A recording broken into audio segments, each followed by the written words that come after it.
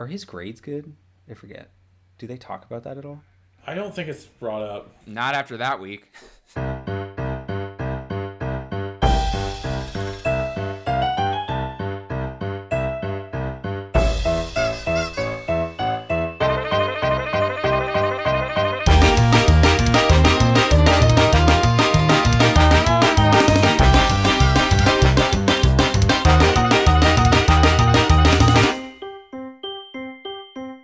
Welcome to Slimehouse, a podcast rated PG for crude humor, outrageous hijinks, and mild language.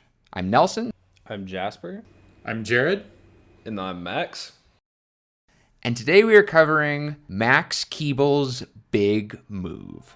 October 5th, one movie has what every red-blooded American teenager wants. Presenting Max Keeble, the man, the mission, We need to stand together. the monkey. Max Keeble's Big Move. He has attitude. Max Keeble's Big Move tells the story of 7th grader Max Keeble, who, at the start of junior high, has his whole world upended by the revelation that his family is going to be moving to Chicago. But upon realizing that moving means no sort of social consequences of any kind, Max spends his last days in town serving overdue payback to the school bullies, foiling the villainous principal's plans, and breaking all the rules before he says goodbye. The film's cast includes Alex D. Linz, who you might know from the other Slimehouse classic Home Alone 3. It includes a few young actors that were in a movie we covered earlier on the season, Snow Day. One of whom is Josh Peck, and the other is Xena Gray. And they were buddies in that movie, and they're buddies again in this movie. The supporting cast of adults includes Jamie Kennedy as the villainous, or should I say, vanillanous ice cream man, Larry Miller as the principal of Max's school, Nora Dunn and Robert Carradine as his parents, and a special shout out to Miss Amy Hill, who plays the school staff Miss Rangoon. She was also in the movie we covered last week, Cat in the Hat, as the babysitter. And one thing we gotta say is that, more so than any movie we've covered, at least in a while, cameos play a big part in Max Keeble's Big Move. The opening scene has a cameo from Pro Skater Supreme Tony Hawk, and we also get a cameo from Little Romeo, someone who was starting a hip-hop career at the time. It also has a cameo from someone who would start a hip-hop career later, Hopsin, who you might know as the guy who had the worst single of the 2010s, according to the Needle Drop. Max Keeble's Big Move was the sophomore effort of director Tim Hill, who's really a Slimehouse auteur, if there ever was one. In fact, he has a new movie out recently, the most recent SpongeBob flick, as well as The War with Grandpa, which came out just last year, which was our number 2 slimiest movie of 2020. And I think he's really notable because his movies really bridge this prime slime era of Max Keeble with kind of the more neo-slime era. He's done movies like Hop, War with Grandpa, the first Alvin and the Chipmunks movie, all of which have been pretty large successes. And Tim Hill comes from the Nickelodeon world, which is really where Slimehouse kind of blossomed and became what it is today. But it's on the Disney side of that realm. So it really does feel kind of like Disney effort to rival Nickelodeon in the slime world in theaters. It matches a lot of what they were doing with their television shows at the time. Shows like Lizzie McGuire, even Stevens, with that real suburban middle school craziness. And that was one reason I really liked it as a kid. I saw it in theaters. I very specifically remember my dad loving the part where the monkey pushes Principal, played by Larry Miller, into the chocolate pudding. And I rewatched it in high school. Mostly got really excited about the Tony Hawk cameo in his line, "Man, that ice cream man sure is evil."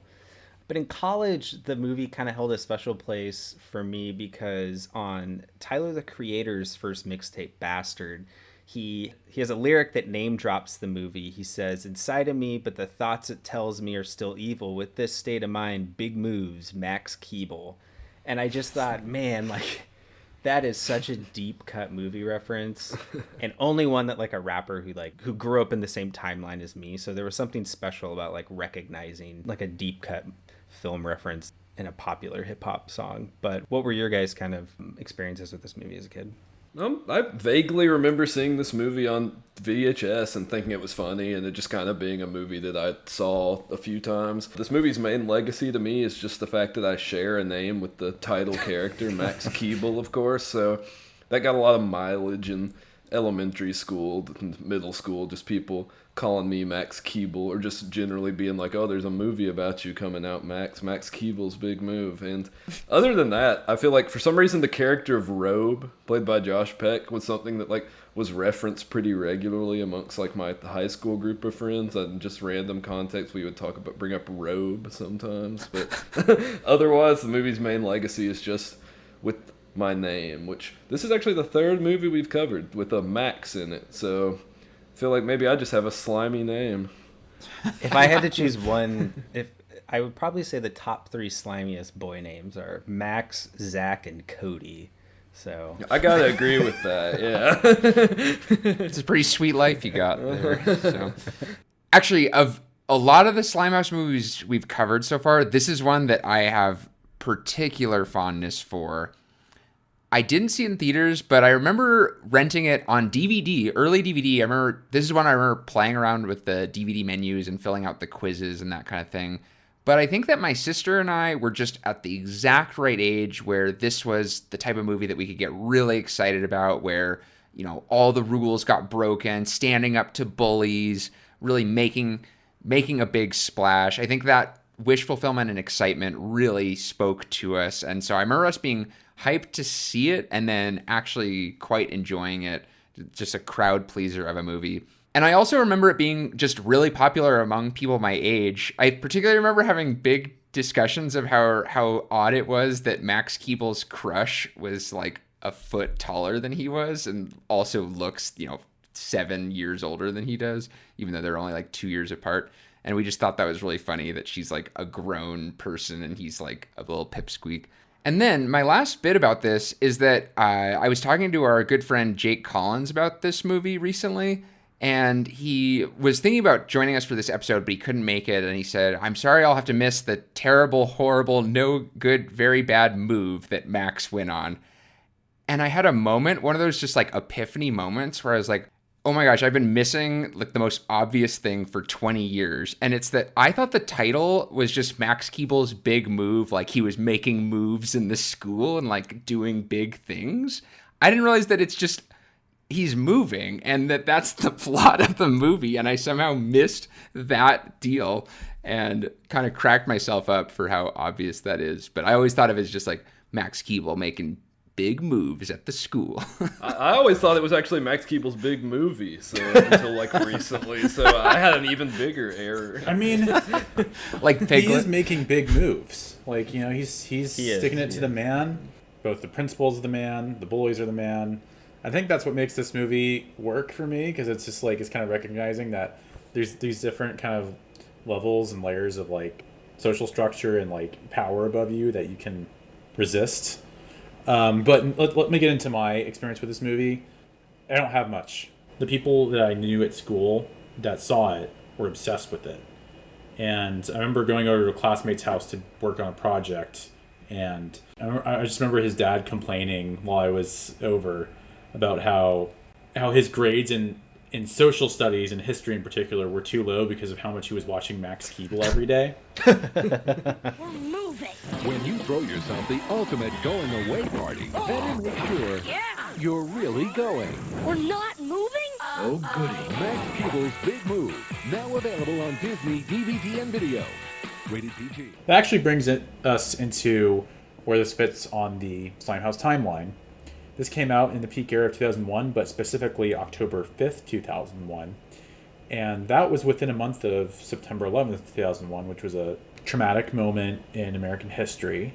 And I think because of that, a lot of stuff that was being released, not just kids' movies, but just all movies, underperformed at the box office, including this. It opened at number 7. In terms of more recent movies in the last year or so, because we've been in this pandemic for a year, and I think we're going to see a similar phenomenon as we did with movies that came out shortly after 9/11 that didn't do well but then caught on later, like Zoolander, and I think this film to some degree. Yeah, I really like that thought, Jared. And especially with a lot of these Slimehouse movies and movies from our growing up, you don't really know what sticks with you until you get older. I think that's kind of one of the mysteries of nostalgia and the mysteries of what really does make an impression on you and what does influence you later in life. And this is one of those movies that and I'm sure all you guys use as one of the like primary examples of Slimehouse when kind of describing it to people who may be familiar with this movie, you know, people our age.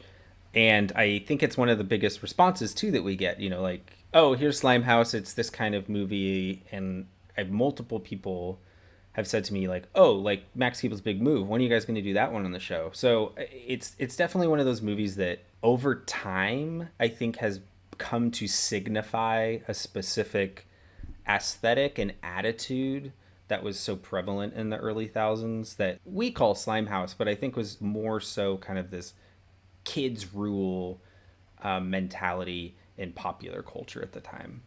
Yeah, I'll say this because, like I said, I was hyped on the movie when it came out, and therefore I remembered it quite well. If I had written down everything I remembered before I rewatched it, it would have been pretty accurate from a plot perspective, even down to certain shots or moments. But the thing that I'd forgotten with time was the vibe of the movie. And that's something we talked a lot about with our slime study, how Slimehouse has an energy to it that is really palpable, but also kind of ephemeral and hard to put down. Kind of like the pheromones in this movie, where it's in the air and you just kind of know what Slimehouse is when you're watching it. And that part I had forgotten. It's not just the plot where he's going up against the bullies and the principal and the bad guys. It's the soundtrack, it's Max's dance moves, it's the kind of fourth wall break moments where he's telling the audience how it is and his buddies, and just the way it's shot, all that energy feels like quintessential Slimehouse, beyond just the plot, but just the energy of the movie. And that's why I think if you've seen Max Keeble's Big Move, you are automatically more educated on Slimehouse than if you have not seen this movie. Yeah, I feel like what kind of makes this movie stand out a lot from like a lot of the other live action Disney fare or just live action kids fare is that it's like not only does the character of Max have attitude, or rather fatitude, as he describes it, the movie itself sort of has that same attitude to it. The movie itself sort of has an extreme kind of whole vibe the whole time. The music is all like pop punk kind of stuff. The way the movie's shot's very energetic. The opening in particular sort of has a very kinetic pacing where Max is like describing his feud with the evil ice cream man. So it's a movie that really feels very like early 2000s cool kid kind of vibe, which I think makes it seem a little, it's not an edgy movie by any means, but I think when I was a kid and my classmates were all kids, this movie felt edgier than a lot of the other, especially like Disney movies that were out at the time. Yeah, on that tip, it's one of those movies that, and this gets into kind of the wish fulfillment we've talked about a lot with these kids movies, but it's the way you want middle school to feel as a kid. It's loud, it's colorful, it's tons of fun, it's a mile a minute, and you can get away with anything. And I think that in that way, it does feel kind of edgy when you're in fourth grade watching this movie, even though, 3 years later you go to middle school and you're like, this is kind of the same thing as fourth through sixth grade. But I like that word kinetic. It's so energetic and has so much that it's lightning fast pacing. This is a super short movie, but so much happens in this because it's just mile a minute. Last week we talked about kind of the cartoonish pacing of Cat in the Hat.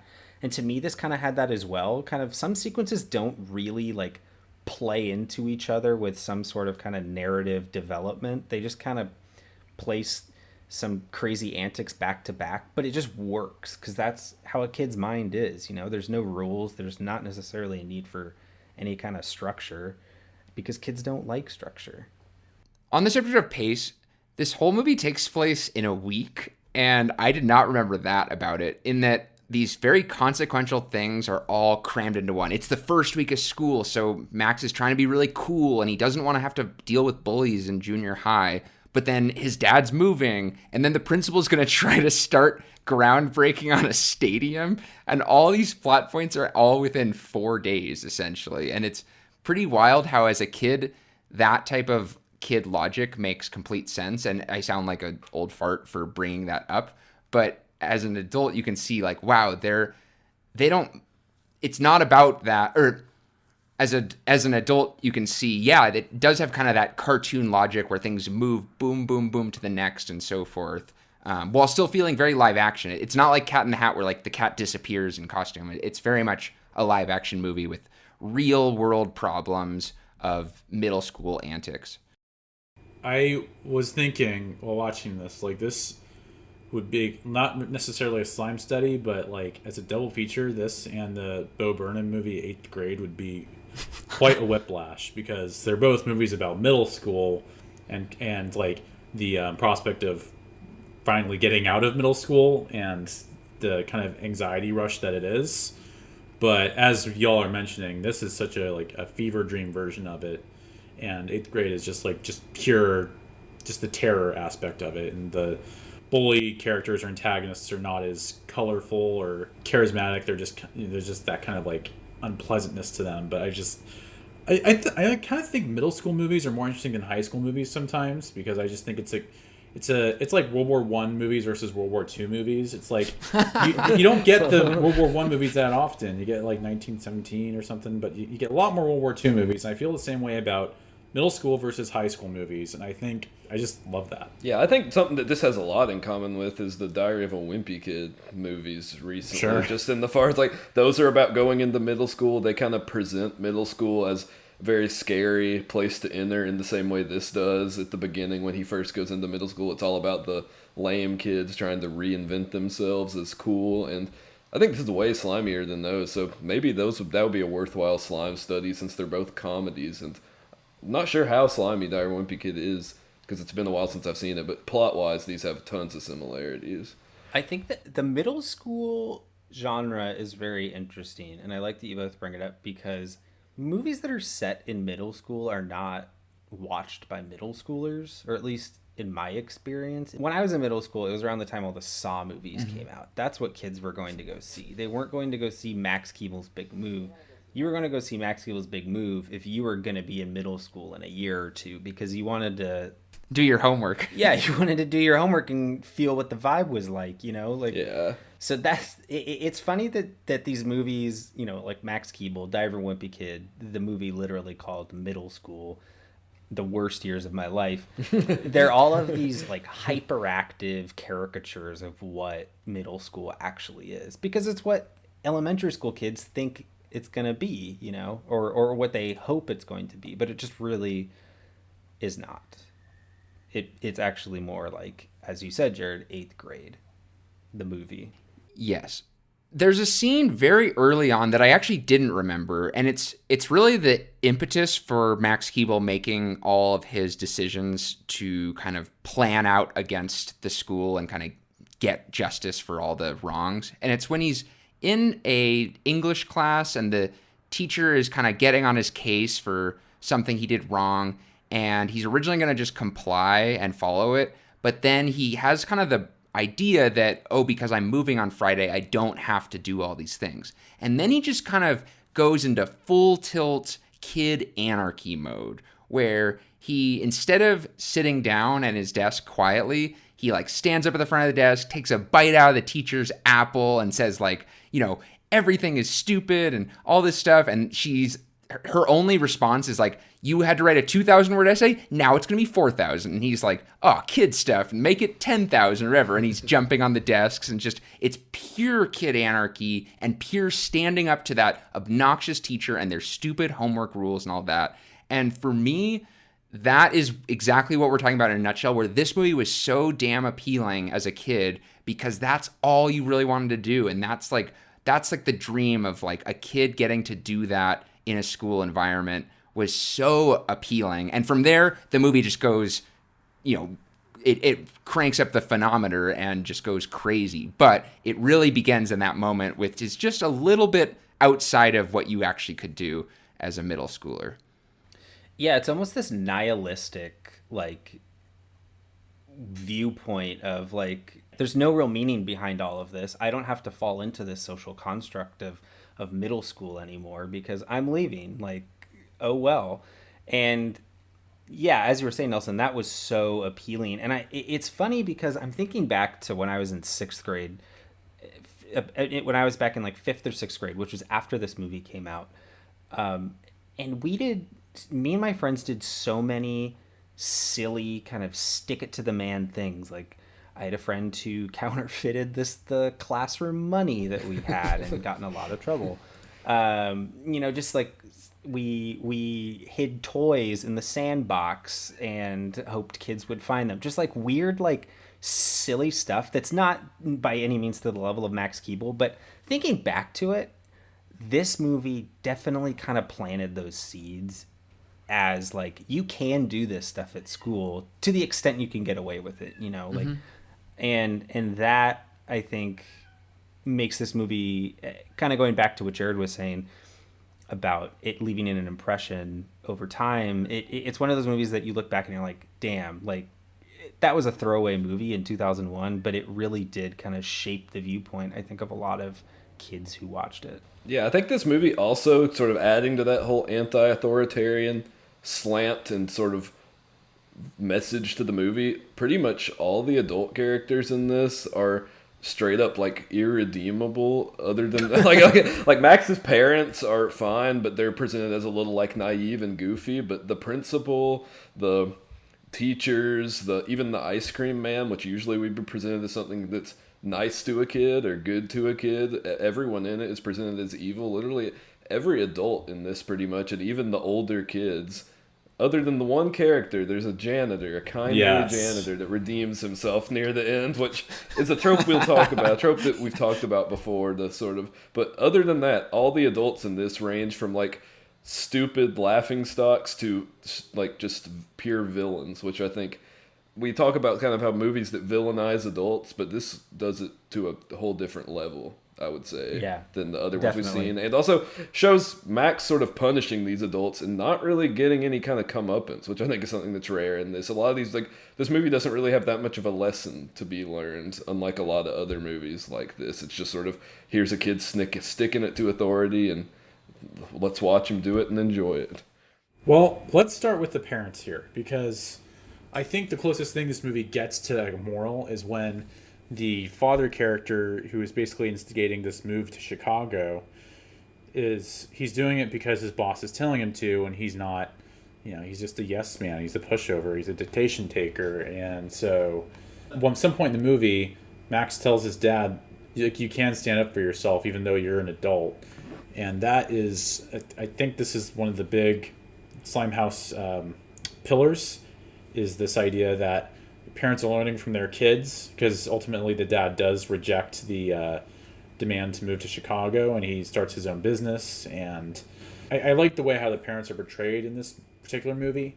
They're not like so like detached from Max's life, but you also don't really know too much about them, but you know enough. And I feel like you see sort of like a change in their relationship during the film that I think is, instigated by the kid, and therefore of the slime ideals ethos. Yeah, that's great, Jared. There's even the line where the dad, who's also the father in the Lizzie McGuire series, so a real slimy dad. I don't want to say slimy dad because he's actually a very heartfelt father in both of those properties. But he does have to wear a lobster costume, so he does.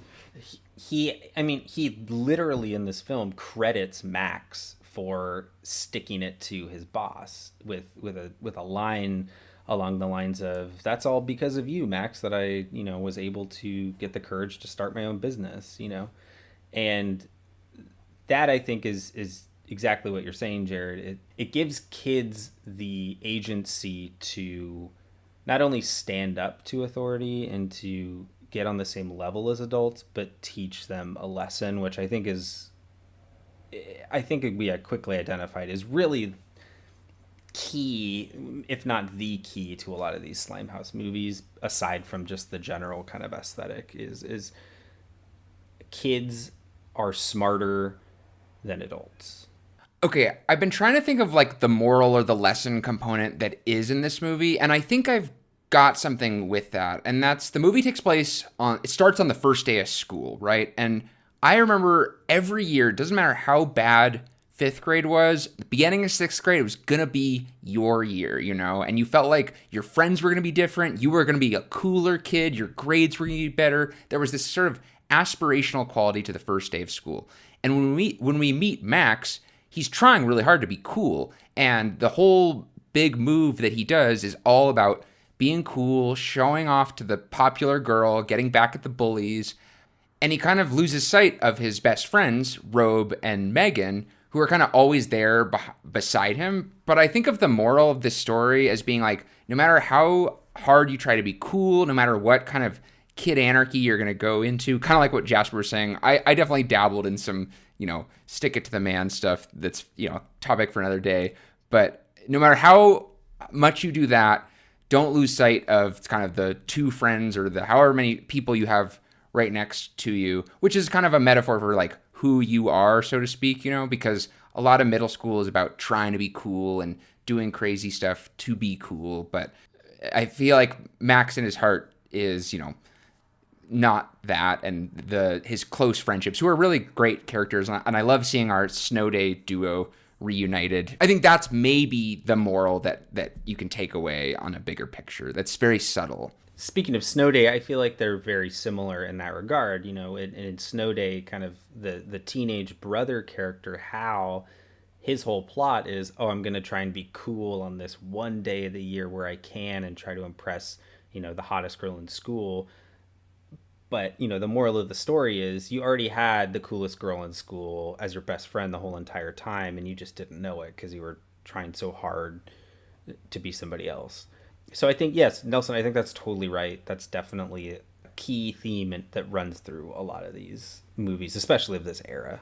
This movie and Snow Day kind of remind me of like sort of kiddie versions of American Pie, which kind of have similar morals in that, which American Pie came out in 1999 and was a huge success, and Snow Day came out in 2000, this came out in 2001, so I feel like there could be some relation there, studios wanting a kid-friendly version of that movie, sort of a middle school instead of high school, because those movies also are sort of about like new guy coming into high school, wants to be cool, his friends are lame, and then like he ends up with his friends who's in the band instead of the hot girl or whatever. And a lot of the humor in this especially sort of felt like toned down, of course, American Pie humor, because there's some gross out gags, and of course there's like the humor's a little coarser than like a lot of other Disney movies, and there's cameos from like Tony Hawk, who's sort of a celebrity who was cool at the time and stuff like that. So this movie, I feel sort like, of a celebrity. He was the celebrity. I guess at that time was his peak Tony Hawk. So he was. Yeah. I was actually very shocked to see him in this, based on how big he was. Seems like that's a huge get for such a small little cameo. Hey, Max. A Tony Hawk Sunday. That pastry man sure is evil. You look kind of familiar. I'm deliver your paper. I'm Max. Jenna. Oh yeah. So you go to school here now? You play the clarinet. First chair. I'm in band too. I play the bassoon. Well, I'll see you later. The scene where the two close friends are throwing him a going away party, he gets ambushed by his crush in the film. Her character's name is Jenna.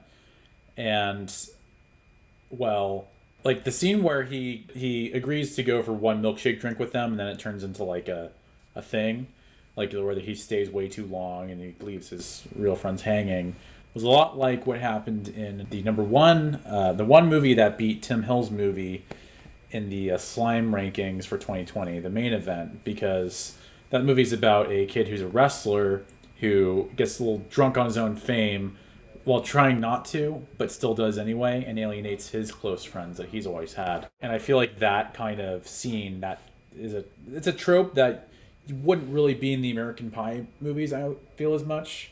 Yeah, I feel like that's something that differs this. This is more about, I mean, he does end up having a romance with the Xena Grey character as well, but it's more about friendship than anything closer to relationship, because it's, even though it is him going with his crush, yeah, I feel like it's more him being sort of swept up in the fame he's getting from all this, because there's the scene where he's like dancing on the tables with little Romeo, the big party scene, and just sort of the king of the school, and then his friends come in and see like this and see that he ignored their party, so, and that's the big sort of come to God moment for Max Keeble. There was so much hate on popularity. It was so much like propaganda, like, don't try to be popular, just try to have friends. Yeah. Yeah, I'm pretty sure they even explicitly at the beginning, Robe says something like, why do we have to be cool? Like, we never, like there's some line where he says, like, being cool, pretty much in the vein of being cool is overrated or something like that on the bus when Max is talking about how he wants to be cool. So the message is pretty much don't try to be cool, just be yourself, which is very common in kids' movies of this era especially, I feel like, and even still today. While we're in this diner scene, I gotta say, Max Keeble is an impressive milkshake chugger. Like, that guy can pound a chocolate milkshake like nobody I've ever seen. And that is not even the sugariest rush of food in this Slimehouse movie. And we talk about food all the time on this show, but the amount of food in this movie, and just gross liquids and gobs of goo in this, are almost unparalleled. It really all culminates in perhaps one of the most iconic Slimehouse scenes of all time. I'll go out and say that. The food fight scene that Max Keeble, in his last day at school, instigates the ultimate food fight. And I just remembered that when I was in 7th grade, I was class president, and I attempted to coordinate a school-sanctioned food fight with the hopes of being responsible and anarchic. And the cafeteria ladies were game. We agreed we'd clean it up. But the science teacher said, actually, that seems like it'd be really wasteful. And that shut it down. So, is that where you became a food waste advocate, Nelson? Probably not, because nowadays I would have just composted it and it would have all been fine. But I see this scene and it's just like the ultimate wish fulfillment of like orchestrating a food fight. Every kid, once you have that impetus, there's some kind of psychological study about you just need a couple people to get the ball rolling, and then there's that group dynamic. And it's a long scene and there's action and they're using trays as shields. Oh, money shots. Just abound, the best thing. Yeah, I'd say it's kind of the centerpiece of the movie. As far as like the poster even kind of shows them with food smears behind them, so I think that's really was a highlight. Lunch is served. Check and meet. Who threw that?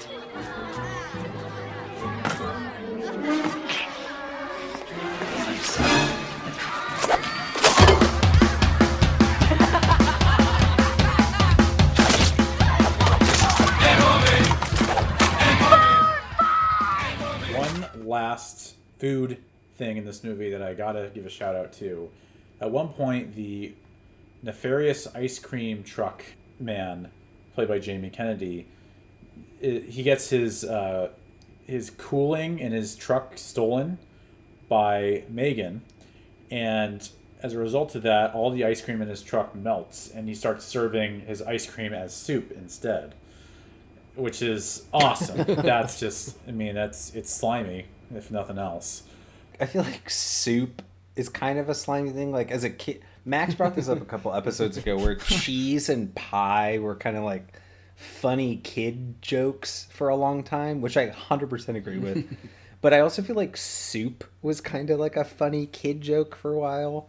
Like, because it's like a liquid and anything can be like soup. I feel like it's like one of the grosser foods to like watch somebody eat too. So it's like, so it comes off very funny in a Slimehouse movie if someone's like eating soup or getting soup poured on them.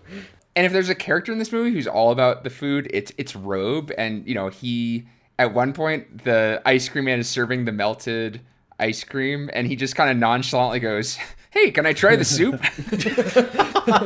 Yeah, Robe's eating habits deserve their own sort of category because it sort of binds the gap between Slimehouse food and Slimehouse gross out humor, which I mean often is kind of connected. But Robe, he just will eat food out of the trash. Sort of seems to be something that's a regular thing for him to do. He picks up a can of soda on the bus and just starts drinking out of it. He heard about that. He'd eat spaghetti off of Max that gets stuck on him in the trash. Oh, yeah. At one point he throws up and makes reference to throwing up a chili omelet, which isn't like just he has a ton of sort of gross out food humor. And sort of going back to the food fight, I think the most important food related gadget sort of in that, the most food related innovation, maybe the best of all the DIY gadgets we've seen in any of these movies so far.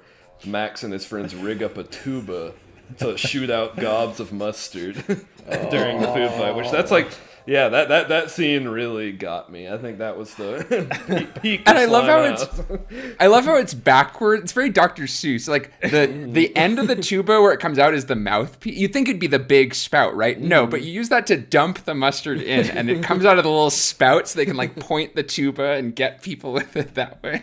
I loved that innovation. That might have been my favorite revelation from this viewing that I hadn't noticed before. Oh, and it also required a vacuum cleaner to power it or something. Like, oh no, a leaf blower to make it push its way through. I don't know if this would be considered DIY, but another gross out scene that involves food and people getting slimed is later on. There's one character that I don't think we've talked about too much yet, Dobbs, who's one of the bully characters, who's this kind of like, young finance bro kind of guy. And like, it's not a character you would see in a Slimehouse movie too often, but he's trading crypto and NFTs. He's doing a trading algo based on Elon Musk's tweets, yes. But like they basically they fabricate a schism between those two characters, the Ice Cream Man and Dobbs, where the Dobbs thinks the Ice Cream Man has his phone, and the Ice Cream Man thinks Dobbs has the coolant gadget that cools the ice cream in his truck. So they agree to meet in this junkyard, and little do they know, Max has the ice cream truck picked up in a crane, and he places it directly over them while they're bickering and fighting. All the ice cream soup spills on those two poor souls, Dobbs and the Ice Cream Man. They deserved it. And like in another movie, that would be the money shot of Slimehouse in any other film. It's true. Yes. But in Max Keeble's Big Move, that's just like third tier. It's second breakfast. Yeah. Yeah, that's such a good point because Slimehouse people, particularly my dad, is kind of like, why are you called Slimehouse, And sometimes out of context, that name doesn't sound right. But when you see a movie like this where people getting slimed, and mind you, this is not even a Nickelodeon movie, but just people getting covered in goo or whatever is just so much. It's like the ultimate way to get the bullies, and you don't feel bad for them. They both kind of deserve it. I also love that Dobbs up until that point, he's always wearing a nice suit. And then after that, he's wearing like gym clothes, like it ruined his. Yeah, his I like only the kind nice of clothes. the implication that like that's the same suit the whole time. I thought was just a really funny gag. I mean, Dobbs in general, just a very unusual character. Maybe the strangest, most like specific character we've seen in any Slimehouse movie. Mm-hmm. I'd say in that like. They kind of give his backstory real quick. The movie has these very slimy sort of interludes whenever it introduces a new character where it kind of freeze frames and has a little sort of animation, and Max comes in on narration and tells about the characters. And Dobbs, I think they said he was an investing genius who became like a millionaire at 10. He lost it all at 12. And so like sort of as revenge, he's getting kids lunch money to make up for the money he lost. And he calls his victims his investors, which is something else. And he just kind of has this BlackBerry. He's always like, and he's like going to check back on his investors, but he's just like dunking them in the toilet and taking their money. It's just very funny to me. He does all the typical bully behavior, but just through this weird lens of being like a Wall Street bro, which I don't know if that was something that was like a popular joke at the time, or if it was just something the directors thought was funny. American Psycho. Mm-hmm. That's true. Maybe he's the young American Psycho. Like kind of like yuppie culture. It's quite unique. on a kid's level, and it's nice because there are two big bullies. The other one, Troy, is a more traditional beat you up type of bully, although he has a great little like bit where he like wears the t-shirt of his victim that day, but he's still gonna just pound you, right? So they create this other type of villain that's more of like the brainiac bully versus, the fist flying bully. It's this like bizarre kids version of white collar crime that is very funny. It's almost like educating kids to watch out for like sleazy money types. It is a very unusual character to have in a movie like this, but now that I'm thinking about it as we're talking, there were definitely the kind of kids in like late elementary school, early middle school who would like buy like cool mechanical pencils at Target and then like resell them for like $1 more. Like there were always those like savvy investor type kids who did kind of those strange things, even if it was just for like $1 profit. It doesn't feel that far-fetched. It actually like in some ways feels like an accurate depiction of Wall Street bets.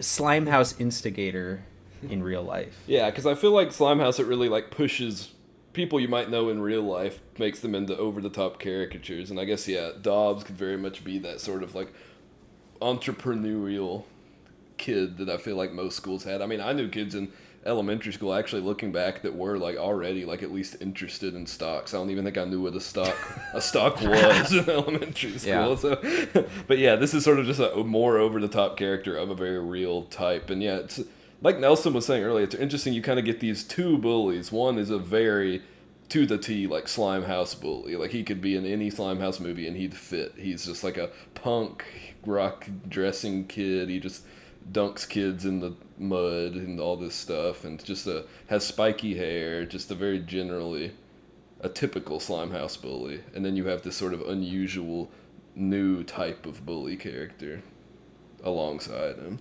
Well, I think even as far as traditional bully types go, this Troy McGinty is really something. But once Max Keeble starts making his big moves, one of them includes his past knowledge that at a birthday party, Troy McGinty got freaked out by McGoogles, the frog. No,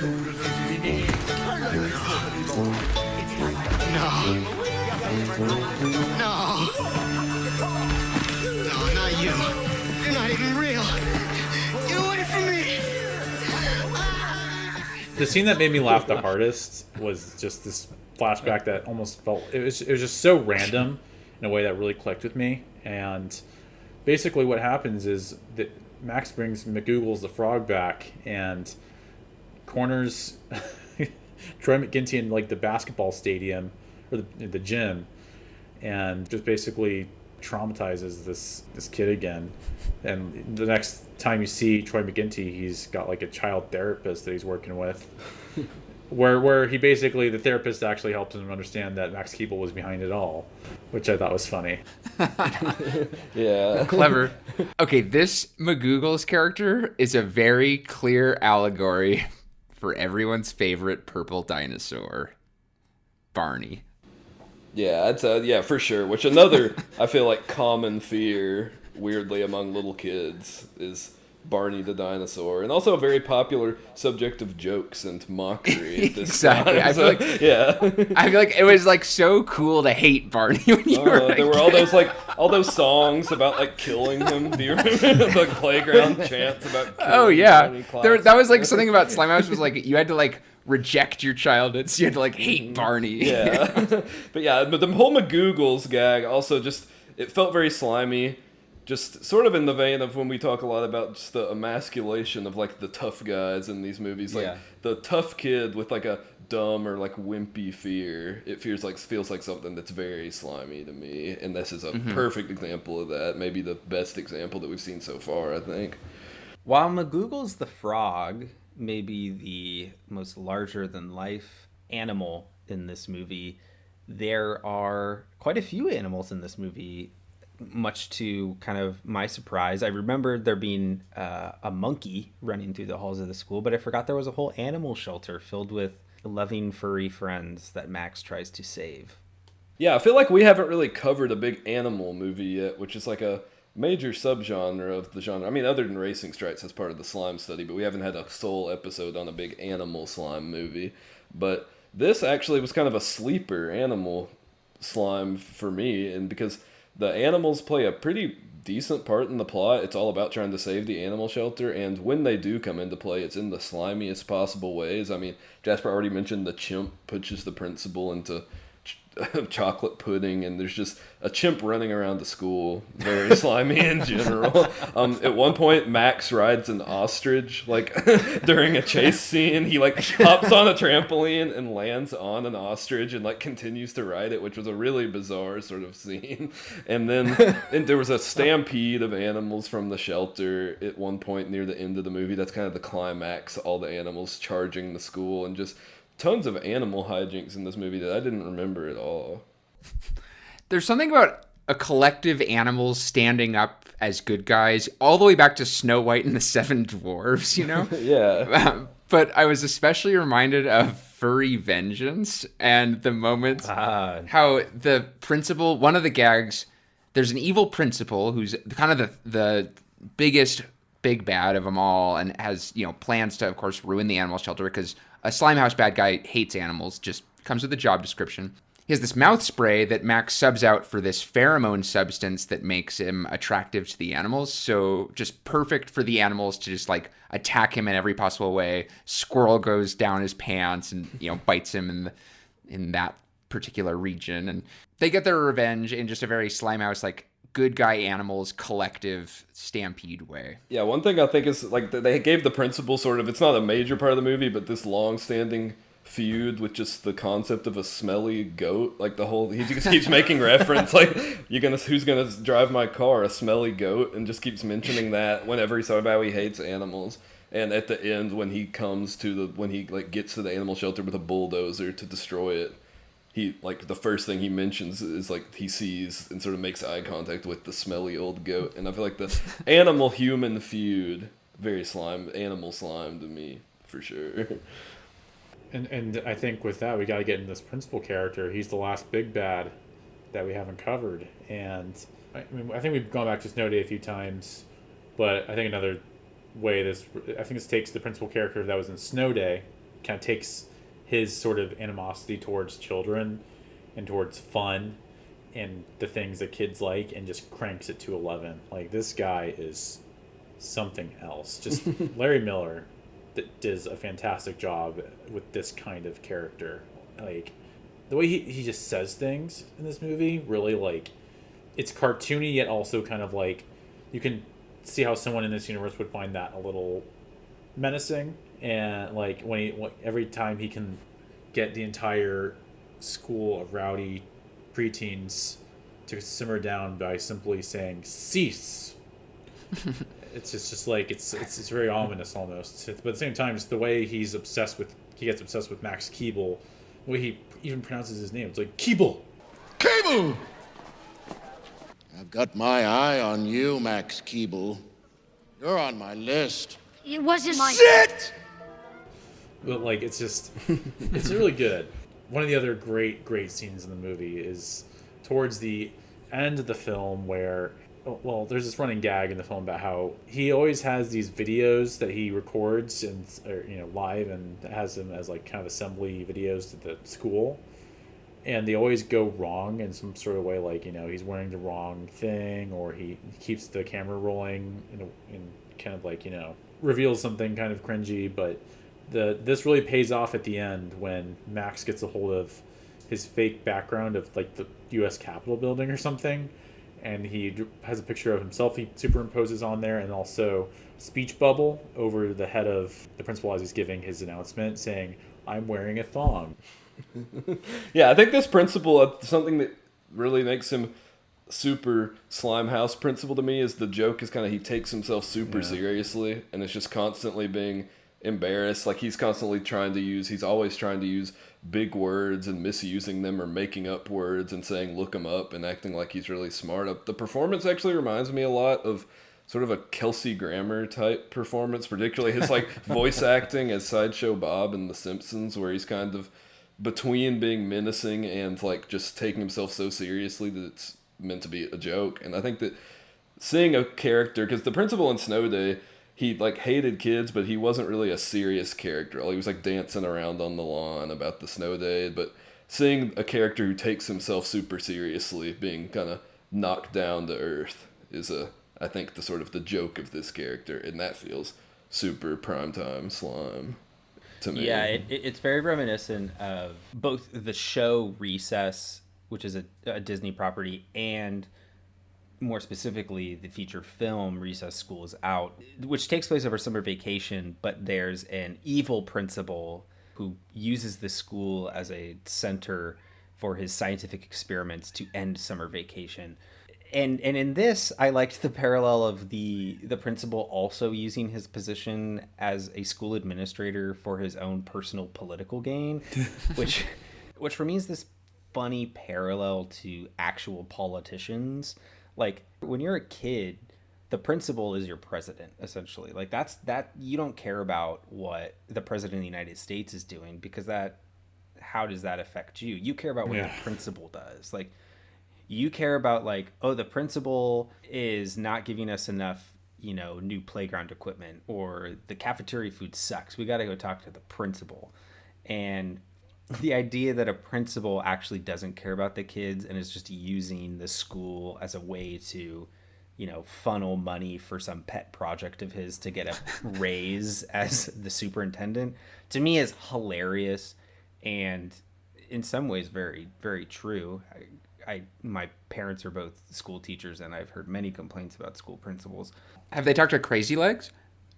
Oh no, unfortunately, he doesn't come by schools anymore after his mishap at Max Keeble's middle school. And now, on to the pièce de résistance, the jewel in the crown of Curtis, the cafeteria. Let me tell you something about this school. It blows! Turning that real-world political mindset and bringing it into the schoolroom, to me, is super Slimehouse. Slimehouse radicalized millennials, as we know. That's very true. It teaches you about big money, corporate corruption, all that good stuff. There's another kind of key ingredient to this film that I think we often overlook the style elements when it's not as directly important, like something like The Grinch. But all of the principal's close-ups, they do this kind of, and a cinematographer could correct me, but some kind of like fisheye framing where his head is really big and just very intimidating, very otherworldly. And they do it a few times in the movie where it's not meant to be kind of Grinch level out there, but they do sort of some extreme close-ups and some kind of stuff to make him really intimidating and really kind of like over the top, like I hate kids kind of things, especially when he's kind of scolding Keeble for this or that. And it's always shot from a kid's point of view too, so it makes him even more larger than life and menacing. Yeah, there's some really cool photography. Like the moment when Max and his buddies have their big plan, they're shot from really low, and you can tell like, oh, they know what they're doing. They're gonna own the school. But for the most part, they're shot like looking down, and they're meant to be very small. And the principal, just watch the way he's photographed throughout. From Max Keeble's perspective, he's really intimidating and scary. But then when you see him with the superintendent, he's just like a total buffoon and kind of like tripping all over himself. And so I love that, like scaling down the principal is really great. Another place where the style of the movie really comes out in the photography is I'm always baffled by just how obsessed with extreme sports the Slimehouse era was. It starts with Max, of course, has a bike, the official vehicle of Slimehouse, and is a newspaper boy, which kind of feels almost Leave It to Beaver, because like, yeah, that's just a thing of the past that is cool. But it's not done in like an old-fashioned bike way. It's done like, of course, it's like an extreme bike, and that's where he bumps into Tony Hawk. And throughout it, Max just has all these moves. Not only does he dance, but he just like does backflips off of tables, and he dances on the table with the cool kids, and he just like the moves and the vibes and the way those are shot, often from like low angle kind of action sports style. It's just amazing how like that was such an energy in this time, and you see that in spades in this movie. To me, like Max Keeble's big move is almost Leave It to Beaver for this era. They're very similar. They're very about a kid who's not that cool with kind of a perfect suburban family, trying to fit in and make do, in this kind of crazy American suburban atmosphere. Leave It to Beaver is very picture perfect. Max Keeble, though, yes, he's kind of this nice suburban kid. He's a paper boy. Are his grades good? I don't think it's brought up. Not after that week. But everything he does in this movie is just cranked up to 11 from that kid's perspective. It's so cinematic in how it's framed. It's so over the top, as we've been kind of saying. And I think that that's really, as we've been getting at with this movie specifically, like, is what really elevates a movie from, yeah, this is about a kid, to this is a Slimehouse movie. This is the Slimehouse attitude. And as you're saying, Nelson, that I think extreme sports attitude just trickled down into just mainstream culture, and especially into Slimehouse, and even down to the soundtrack. Like the pop punk stuff, the teen pop stuff that's in this is just the same kind of stuff you'd see synced on the X Games or on the Tony Hawk Pro Skater soundtrack. I loved in the soundtrack how the popular girl always has the same "Oops, I Did It Again" riff every time she walks in. Yeah, I loved that. That felt like...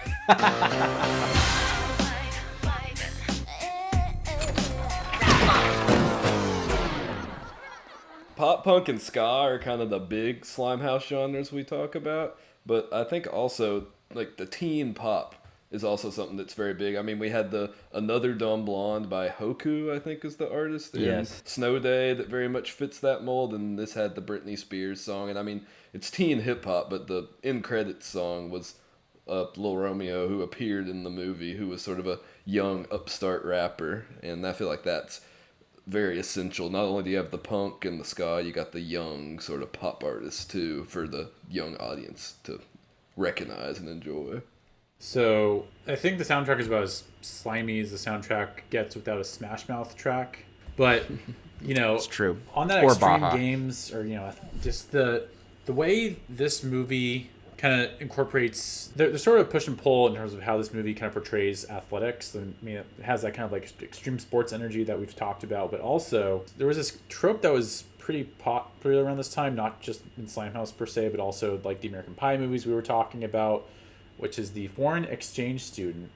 And in this movie, the principal brings in these 3 intimidating looking football players from, I think, like an Eastern European country, and they cause havoc in the band room. I think one thing we haven't talked about in this movie is that everyone, the main characters, including Max, Megan, Jenna, they're all in the school band. I think that it can get pretty slimy in band. One thing that you learn about the principal later on in the film is that he's allocating 97% of the budget to like the stupid football stadium he's replacing the animal shelter with. So I almost caught this sense of like criticism of how modern educational institutions kind of over prioritize how big your football team is, and all this other stuff doesn't matter. Like, like the arts get shortchanged, and the other important areas of study that help contribute to society are also shortchanged. And like, maybe like I'm reading too much into it, but I think there's kind of like an embrace of kind of like sports culture, but also kind of like only to an extent. Yeah, my dad is an high school art teacher, so I heard many a complaints about how his budget was getting cut in favor of standardized testing and other things. And on this tip, though, I really like that note, Jared, because art, music, all these subjects that in this movie are being cut for, football, these kind of grand, masculine, American ideals, those are all rooted in very creative fields. And that's what, to me, a lot of Slimehouse comes down to. It's like kids can be creative. They can think for themselves. They can solve the world's problems with the tools that they have in their hands. And when you take that away, you take away the fun. You take away, the sunshine out of the day.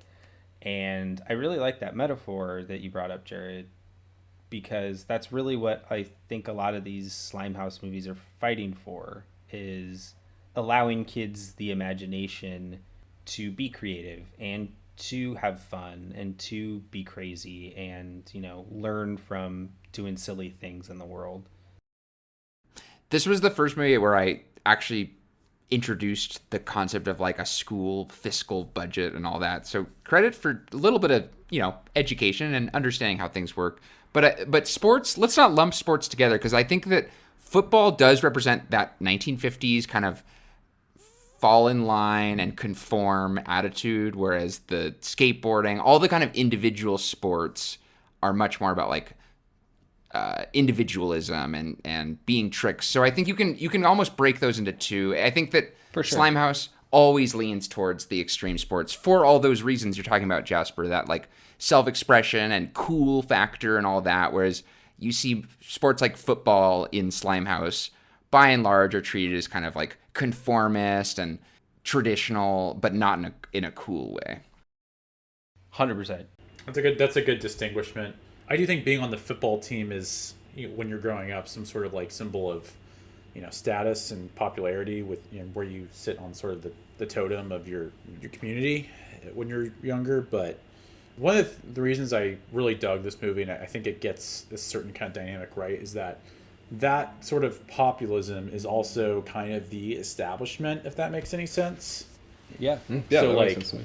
basically all like Max Keeble's moves are sticking it to the man. And it's not just the principal. It's not just the boys. It's this overrated institution of traditionalist sports. Yeah, I think something really interesting is the way this movie, kind of the very end of it is, I mean, we kind of saw this in House Arrest. It ends with him doing something crazy and making it to the front page of the paper. But what he makes it to the front page of the paper for isn't for like having a stampede of animals through the school or dumping ice cream on somebody, not for any of the silly antics in the movie, but the front page of the paper is just like Max Keeble, like Paperboy exposes principal's corruption or something like that. So sort of, like the big reveal in the end, the big thing that is resolved, it's not him getting back at the bullies. It's not even him getting back at the principal personally. It's him exposing like the corruption of the principal and of the school system, which is pretty interesting because they don't really think about how political schools really are.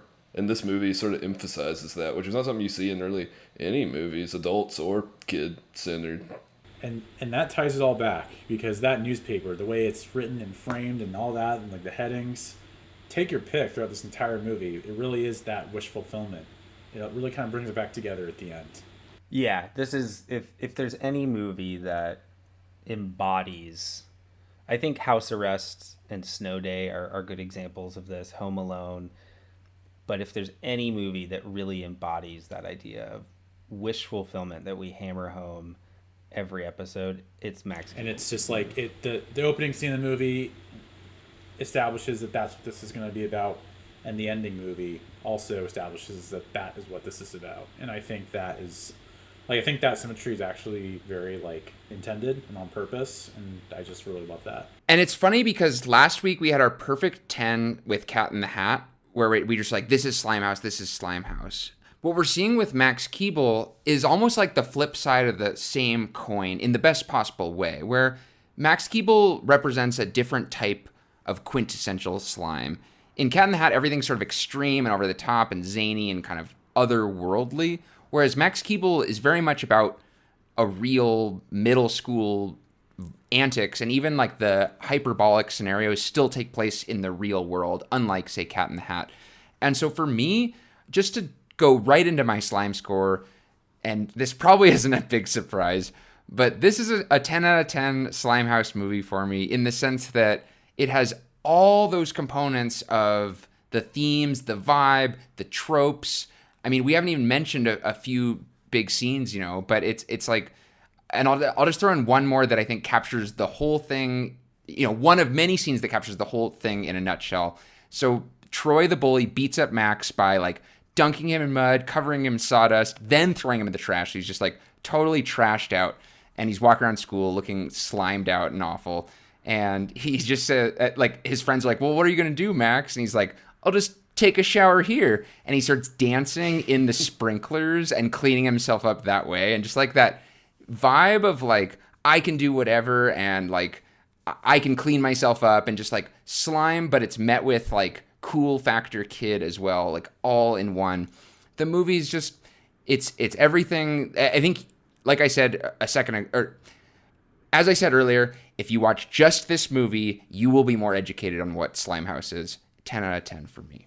Yeah, I gotta second that. This is a easy 10 for me. I feel like our first 10 last week, Cat in the Hat sort of captures one side of Slimehouse and what kind of it's all about, and this captures that other form of Slimehouse, which is the sort of kid wish fulfillment rather than like the live action cartoon to a perfect 10. It has like, I feel like something I really associate with Slimehouse is that extreme attitude we were talking about, and this really represents that more than anything, even down to like Max Keeble's hair, the soundtrack, the fact that, I mean, there's one scene where it's just footage of random skaters and it's playing Bowling for Soup, which is like, I just feel like this movie's sort of extreme attitude, it's slapstick, it's grossness, the characters, this is just everything I think that like what Slimehouse means, what Slimehouse is. So yeah, very easy 10.